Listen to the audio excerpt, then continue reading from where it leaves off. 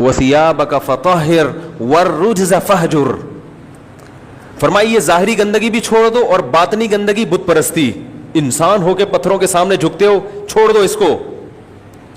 نبی نے تو بت پرستی پہلے سے چھوڑی ہوئی تھی نا بھائی, کیا خیال ہے؟ تو اس سے صاف پتہ چل رہا ہے کہ نبی کے توسط سے اصل میں امت کو بتایا جا رہا ہے. تو اس سے پتہ چلا کہ نبی صلی اللہ علیہ وسلم کو جو پہلا حکم دیا جا رہا ہے لباس کو پاک رکھو, وہ بھی اصل میں نبی کو نہیں دیا جا رہا. نبی کے توسط سے کس کو دیا جا رہا ہے؟ امت کو. امت کو بتا دیں یہ آیتیں. نبی تو پہلے سے صاف ستھرے رہے. آپ کی تو مزاج میں صفائی تھی. ہمارے نبی کے مزاج میں, جس کے مزاج میں صفائی ہوتی ہے اس کو خوشبوؤں سے محبت بھی ہوتی ہے.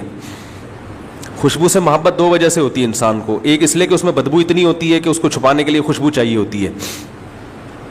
ایک کنٹری ہے اس کی صفائی بہت مشہور ہے, بہت صاف ستھرے لوگ ہوتے ہیں وہاں پہ, بڑی نفیس قوم ہے وہ, غیر مسلم ریاست ہے. ہمارے کے رشتے دار گئے وہاں پہ, کہہ رہے میں نے سنا تھا یہ لوگ بہت دنیا میں نفیس قوم ہے نا, بہت نیٹ اور کلین ہوتے ہیں یہ لوگ, اور خوشبوئیں بڑی مشہور ہیں. کہہ رہے جب میں وہاں گیا تو پتہ چلا کہ ان کی خوشبوئیں اس لیے مشہور ہے کہ ان کی بدبو بڑی مشہور ہے. غیر مسلموں کی صفائی میں ظاہری صفائی کا تو بڑا اہتمام ہوتا ہے, باڈی کا اتنا خیال نہیں کرتے وہ لوگ. کہہ رہے پتہ چلا یہ ان کو کیا بدبو اتنی ہے, منہ صبح اٹھ کے منہ نہیں دھوتے ہے بھائی, تو منہ سے بدبو آ رہی ہوتی ہے تو ماؤتھ اسپرے ایسے کیا نکل لیا. نہاتے نہیں ہیں تو پسینے کی بدبو, اور کھاتے بھی سور کتے اس کی اور الگ سے بدبو. وہ باڈی میں وہ بھی بدبو بھی تو آ جاتی ہے نا, کتا پن تو آئے گا جب آپ کتے کھاؤ گے, تو اس کے لیے الگ اسپرے. مجھے لوگ گفٹ کرتے ہیں جا کے باڈی اسپرے, ماؤتھ اسپرے. میں حیران ہوتا ہوں یار باڈی میں بدبو کہاں ہوتی ہے کہ جو ہم اسپرے کریں یار اس پہ. وہ کہہ رہی بدبو ختم کرے, بدبو اللہ نہ کرے یار ہماری باڈی میں, اللہ نہ کرے بدبو ہو تو ہم جا کے نہائیں گے. بدبو کو ختم کرو نا. کچرا کے ڈھیر میں بدبو آ رہی ہے تو آپ نے وہاں لا کے مشک و عنبر لا کے پھینک دی. ارے وہ کچرا صاف کرو وہاں سے, پھر آپ گملے لگاؤ, اس میں گلاب کے پھول بھی لگاؤ, اور آپ اس میں چمیلی بھی لگاؤ, رات کی رانی بھی لگاؤ, پھر مزہ آئے گا. کچرے کے ڈھیر میں رات کی رانی اس لیے لگا دی تاکہ یہ بدبو چھپ جائے. اس کا مطلب آپ نفیس نہیں ہیں, آپ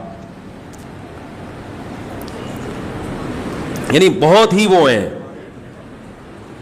اتنے گندے ہیں معذرت کے ساتھ. آپ نہیں, اگر آپ ایسا کریں تو, اور مجھے پتہ ہے آپ ایسا نہیں کرتے.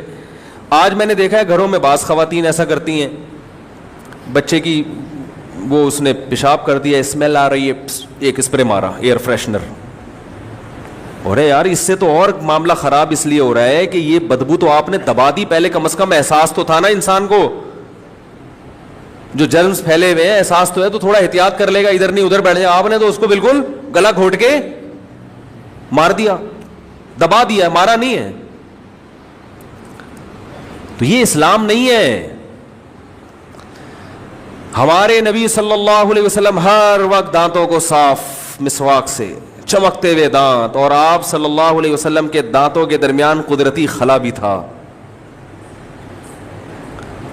آپ صلی اللہ علیہ وسلم بے انتہا, حتیٰ کہ کچا پیاز نہیں کھاتے کہ بو آتی ہے اس میں.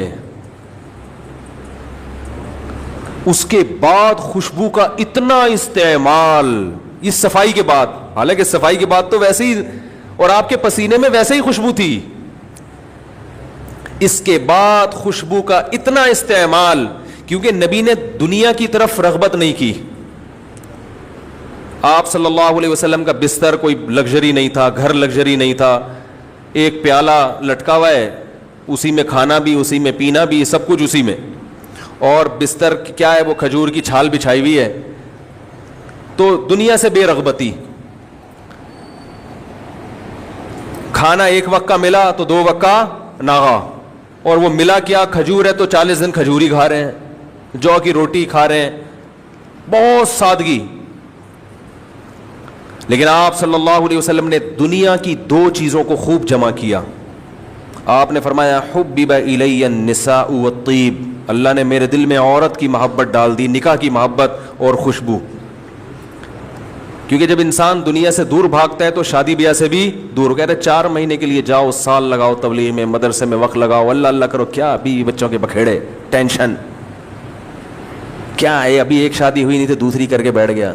اس مفتی کو دیکھو, شادی شادی شادی شادی لگا کے رکھا ہوا ہے.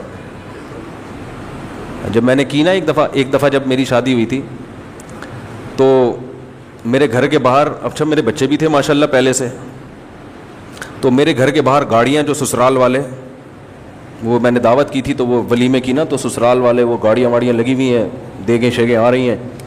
تو ایک بڑے میاں آئے, وہ آئے, وہ کہنے لگے امام صاحب کے گھر کے باہر یہ رش کیسا لگا ہوا ہے.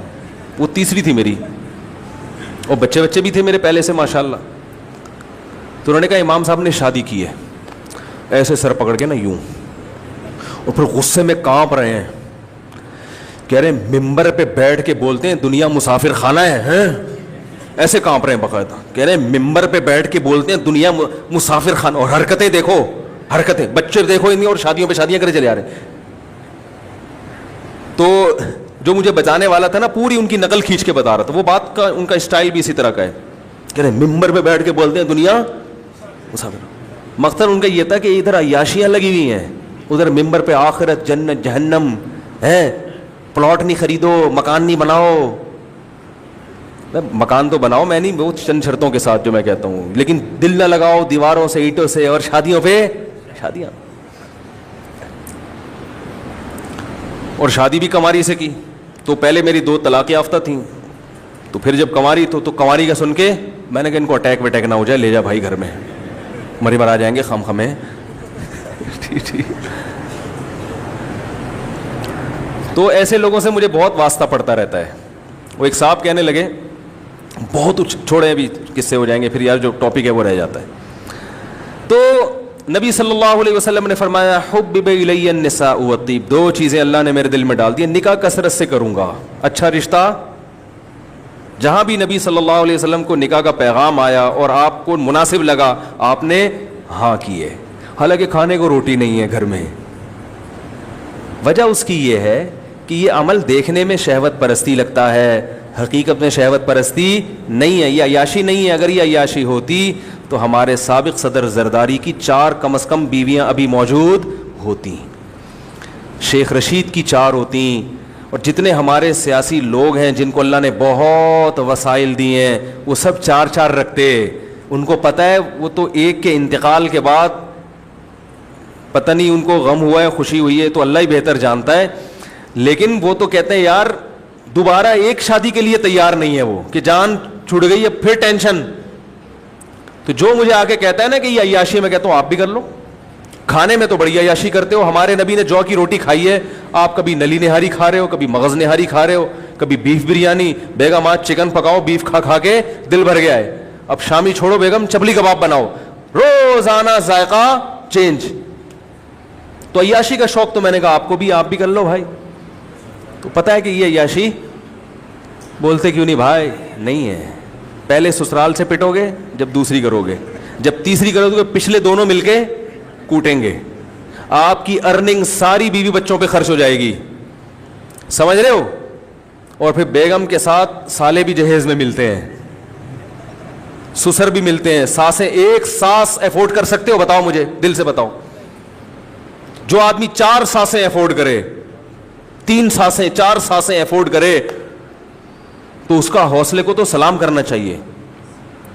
صحیح بتا رہا ہوں, تو کر کے دیکھ لو پتہ چل جائے گا. تو ہمارے نبی کو اللہ نے ان کے دل میں نکاح کی کثرت کا شوق ڈالا. یہ چیز مسلمانوں کو سمجھ میں نہیں آتی, غیر مسلموں کو سمجھ میں آئی ہے جو عقل مند ہیں. ایک ہندو نے لکھا ہے کہ محمد صلی اللہ علیہ وسلم نے یہ کام اس لیے کیا تاکہ آپ کی عورتوں کو مستقبل میں نکاح کی, آپ کی نسل میں جو عورتیں پیدا ہو رہی ہیں نا, جو آپ کی امت میں, ان کو مستقبل میں نکاح میں مشکلات نہ پیش آئیں. ہر عورت کی شادی ہو جائے, بیوہ کی بھی, کنواری کی بھی, طلاق یافتہ کی بھی. ہندو کی سمجھ میں آ گیا, مسلمان کی سمجھ میں نہیں آ رہا. سمجھ رہے؟ خیر, دوسری چیز آپ صلی اللہ علیہ وسلم کو پسند تھی خوشبو.